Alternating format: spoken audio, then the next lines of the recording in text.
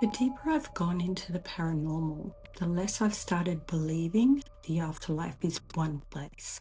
Because not every experience feels the same. Not every presence feels the same. And not every connection feels equally aware. Some encounters feel heavy, fragmented, emotionally intense. Others feel calm, comforting, intentional. And somewhere between those experiences, I started asking myself something I can't quite let go of. What if consciousness exists on different levels of awareness? What if what we experience as the paranormal isn't simply ghosts, but different states of emotional, energetic, and conscious existence, briefly intersecting with ours? Tonight, we're stepping into something more philosophical. Not fact, not certainty, just possibility. Welcome back to Deathly Curious Australia. I'm your host, Monique, and over the course of this season, we've explored haunted locations, shadow figures, mediumship, emotional imprint, and the strange way certain places seem to affect people long after they leave them. But underneath all of those conversations, there's been one question quietly sitting beneath everything else. And I think that's always been the heart of this podcast. Not necessarily to tell people what to believe, but to explore the questions that sit beneath those experiences. The theories, the possibilities, the things we still don't fully understand. Because sometimes hearing a different perspective is enough to plant a seed, to make you question something differently, or begin searching for the answers that feel most true to you personally. Because if something truly continues after death, what exactly are we connecting with? And why do some experiences feel so completely different from others? Most belief systems simplify the afterlife into one destination, one place, one state of existence, one outcome. But paranormal experiences rarely feel that simple because people describe wildly different encounters. Some feel repetitive, almost mechanical. Others feel emotionally intelligent, aware, and personal.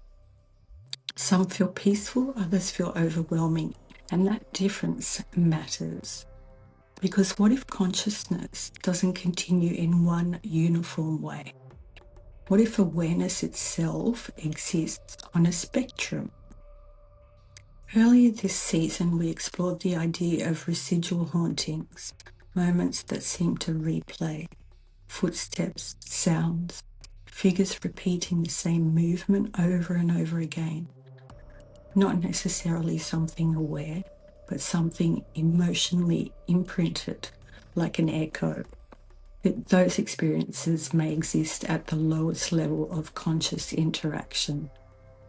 Not a trapped soul, not necessarily a spirit trying to communicate, but emotional energy still holding shape. A moment carrying enough emotional intensity to leave something behind. We also talked earlier this season about darker experiences, shadow figures, overwhelming presences, theories around distorted energy. And personally, I've never fully connected with the idea that every frightening experience must automatically be something non-human or evil, because sometimes what people describe feels deeply human, angry, confused, volatile, emotionally heavy. And if consciousness continues after death in some form, emotional suffering may not instantly disappear. Some presences may remain deeply tethered to the emotional state they carried in life. Not monsters, not necessarily something intentionally harmful, just fragmented, distorted by fear, rage, trauma, or suffering. And perhaps that emotional density affects how they're experienced. Heavy, oppressive, unsettling, not because they're inherently evil, but because pain itself can feel overwhelming. Then there are experiences that feel completely different, the ones that feel intentional, aware, the moments where people describe receiving comfort, guidance, or direct emotional connection. This is often how people describe visitation experiences involving loved ones, not fear-based, not chaotic, just present, and that difference matters too. Not every spirit remains trapped in suffering. Some may move beyond it. There's also another type of presence people have described for centuries. Not dark, not aggressive, but deeply sad. The figures often described as women in white, wandering spirits, or presences tied to grief and loss. And whether those stories are literal, symbolic, or something in between, the emotional themes are incredibly consistent. Longing, heartbreak, waiting, sorrow. Not all spirits linger through anger or fear. Some may linger through love, through grief, through emotional attachment so strong it struggles to fully let go. And that may be why some presences feel haunting without feeling threatening, not trapped in the terrifying way we often imagine, but tethered emotionally, still connected to a place or a person or a moment they never fully moved beyond. And that emotional tethering may affect how they appear too. Softer, lighter, more visible. Not because they're more powerful, but because the energy itself feels less fragmented, less distorted, and more emotionally clear. And this brings me to something many people quietly struggle with, especially after losing someone they love. Why do some people feel signs everywhere while others feel nothing at all?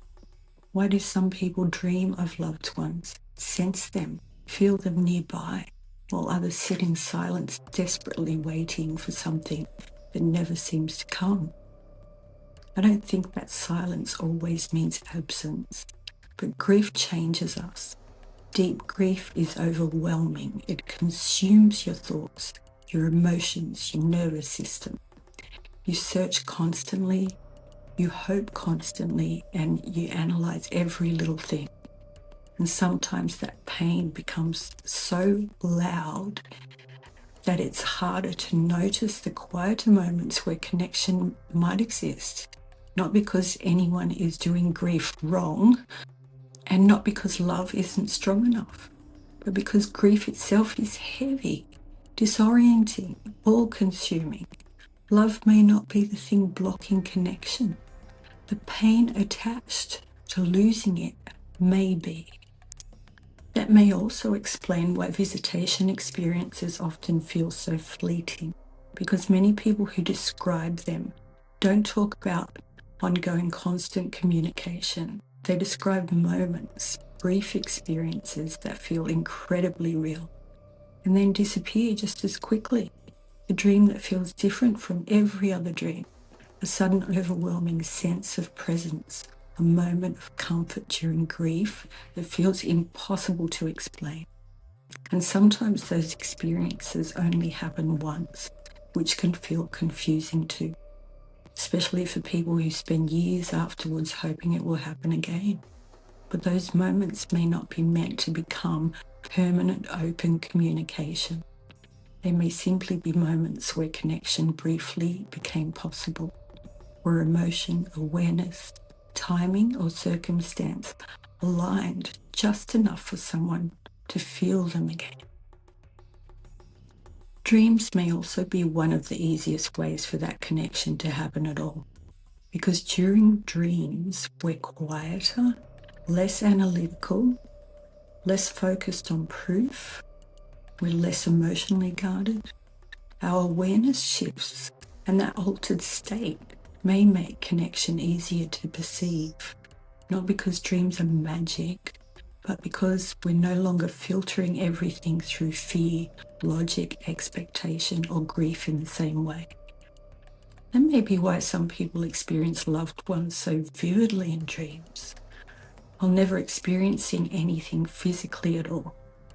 And for others, that moment may never come in a way they consciously recognize, which can feel deeply painful, especially when stories of signs and visitations are everywhere online. But connection may not happen equally for everyone. And some forms of connection may simply be too subtle for us to recognize while we're desperately searching for something undeniable. That doesn't mean love isn't there, and it doesn't necessarily mean absence either. Some connections may simply happen more quietly than we expect them to. Earlier this season, I spoke about how mediumship and connection don't feel consistent, how some moments feel incredibly open while others feel completely blocked. And the deeper I've reflected on that, the more I've started wondering whether connection is less about distance and more about alignment. Emotional state, awareness, openness, stillness. Because consciousness may not communicate the way we expect it to. It may not always be dramatic. It may not always appear physically. I've also started wondering whether consciousness itself can evolve beyond suffering, whether people we love might eventually exist beyond the emotional pain they carried in life, not erased, not forgotten, but healed and lighter, more aware.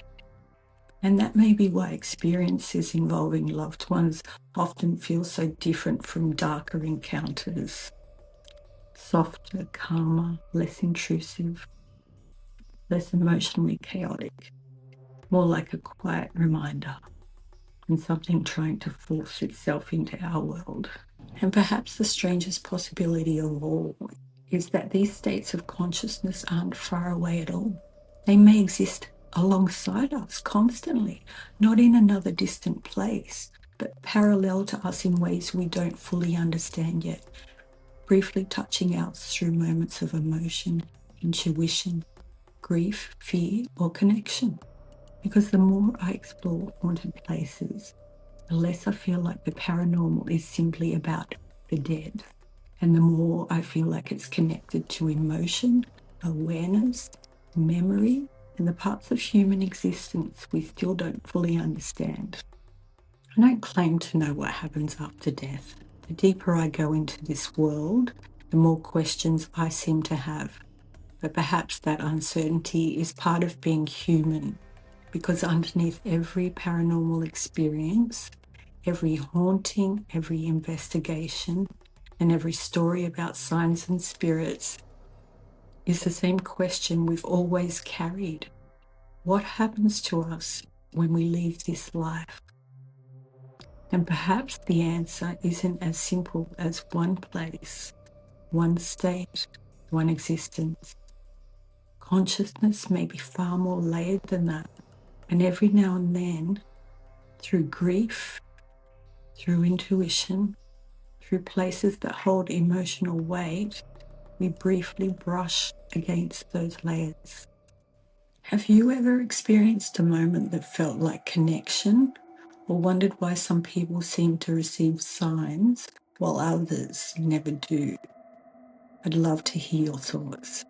You can share your experiences with me over on socials or send them in for a future listener episode. And if you've been following this season closely, next episode takes us somewhere even darker, into the space where real human violence and lingering atmosphere begin to overlap. Until next time, stay curious. Biggest mysteries in life may not be where consciousness goes, but what it becomes. Bye.